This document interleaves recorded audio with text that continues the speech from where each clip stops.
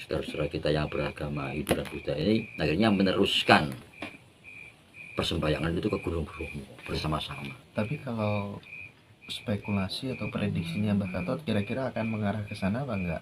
Saya yakin itu. Saya yakin. Seperti halnya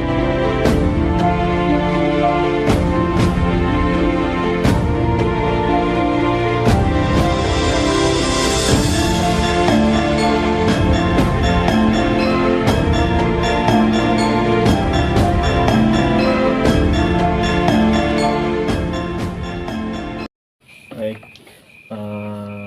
selamat malam Mbak Gatot, Rahayu. malam rahayu.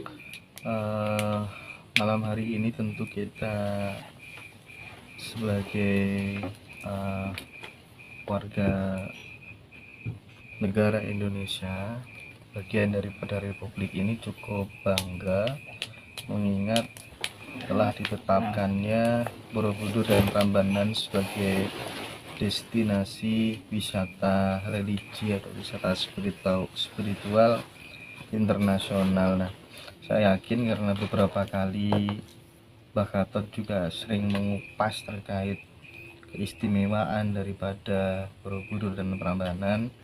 Nah, bagaimana melihat hal itu Mbak Gatot? Monggo. Iya.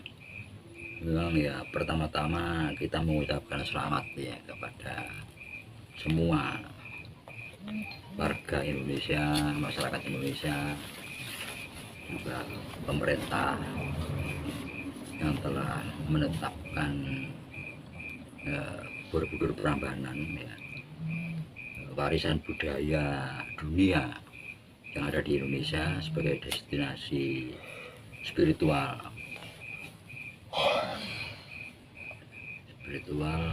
dunia ya, yang merupakan kebangkitan budaya Nusantara, dinyatakan sebagai pusat peribadatan Buddha dan Hindu seluruh dunia.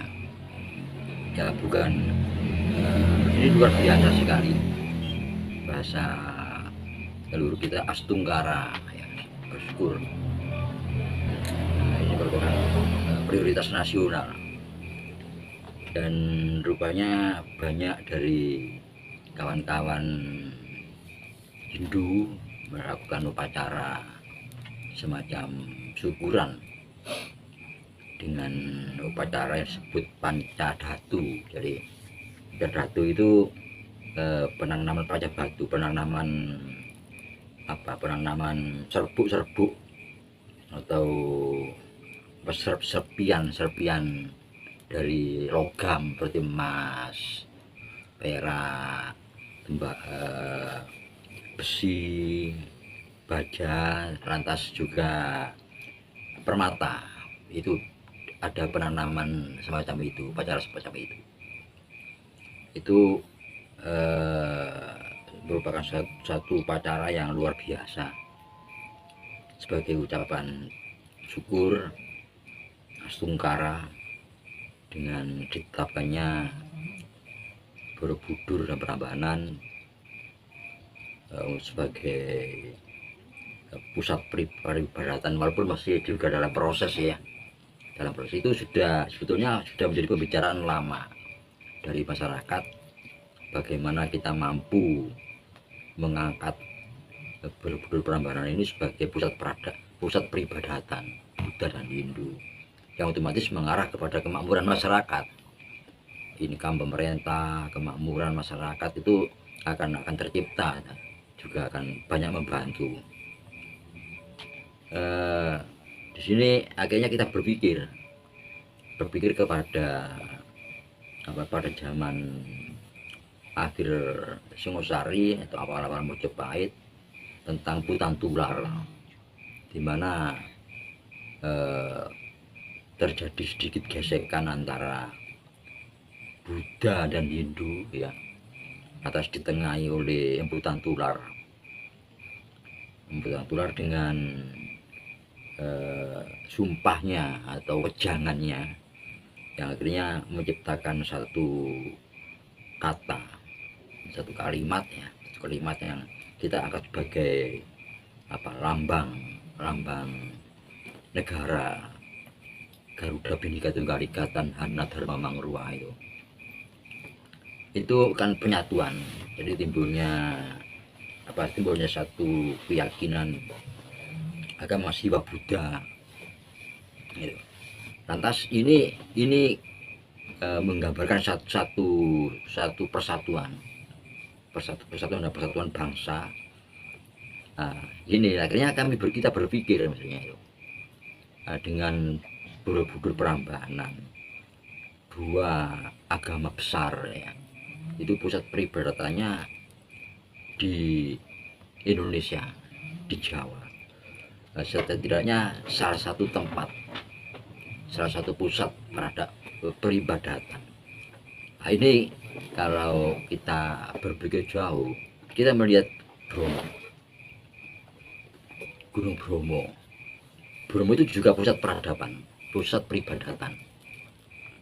peribadatan pada zaman kuno, bahkan sebelum Majapahit, zaman Medang, bahkan mungkin sebelum zaman Medang kita tidak tahu. Tapi dari bukti-bukti yang diketemukan berbentuk prasasti di Penanjakan ya, itu jelas bahwa Gunung Bromo, Pegunungan Tengger itu dipatok sebagai pusat peribadatan bahasa kita, dan kemungkinan itu dunia, kita tidak tahu. Nah, sekarang ini hanya dipakai oleh orang-orang atau masyarakat kita di wilayah Gunung Tengger yang disebut dengan masyarakat Tengger itu. Semua sejarawan menyatakan dan memastikan bahwa masyarakat Tengger dengan Gunung Bromonya itu, atau Gunung Bromo dengan masyarakat Tenggernya itu satu-satunya wilayah dan satu-satunya masyarakat yang masih kental dengan budaya Majapahit, dengan peradaban Majapahit, yang masih kental dengan peribadatan yang marak, yang eksis pada zaman Majapahit ke belakang. Nah, ini kita menjadinya melamun ya, membayangkan setelah saudara-saudara kita atau mungkin dunia ya, masyarakat dunia yang beragama Hindu dan Buddha pada setiap tahun itu melakukan persembahyangan di Borobudur untuk Buddha, di Prambanan untuk Hindu. Atas bagaimana andai kata terjadi kedua kelompok masyarakat ini akhirnya meneruskan perjalanan spiritualnya ke Gunung Bromo. Wah, itu idaman kita, menyatu di Gunung Bromo. Nah, di situ bagi orang-orang lokal, orang-orang Jawa khususnya ya, kalau dulu orang-orang Nusantara, itu juga merupakan pusat peribadatan. Bertemu di situ, itu merupakan sesuatu yang sangat besar.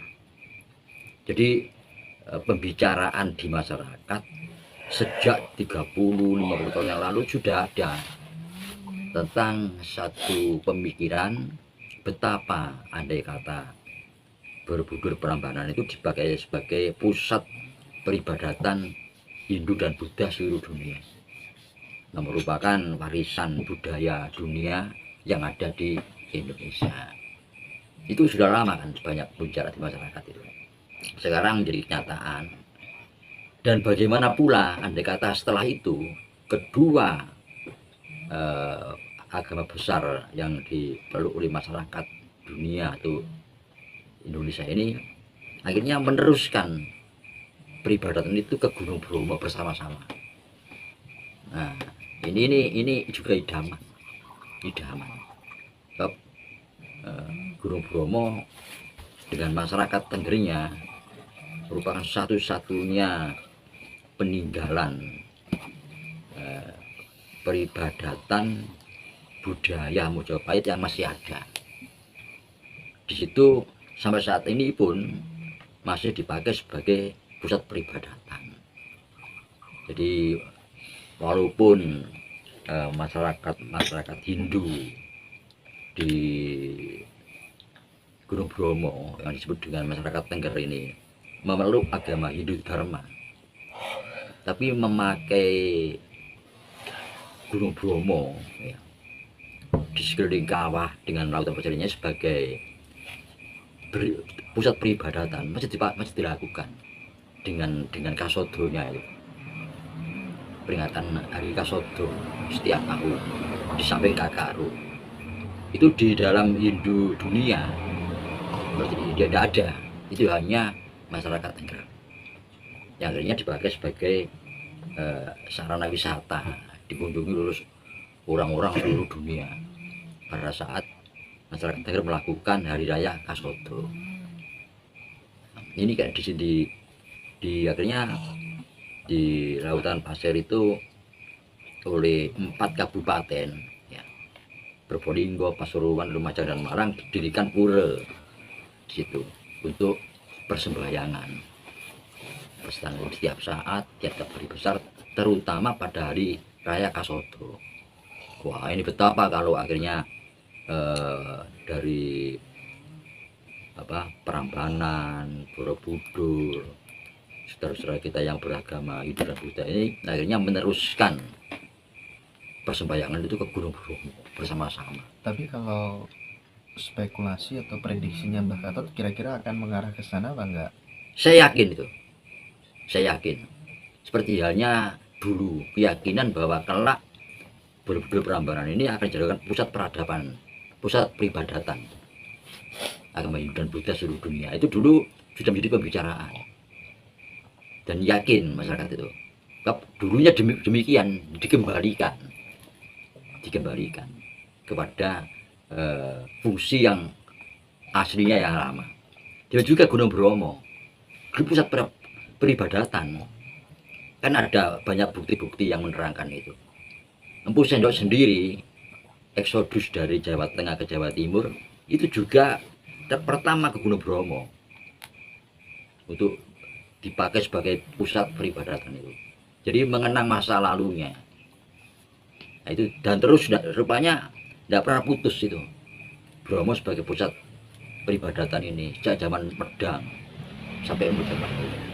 Cuma jarang dibicarakan. Nah, ini saya juga punya keyakinan kelak akan ketemu di situ.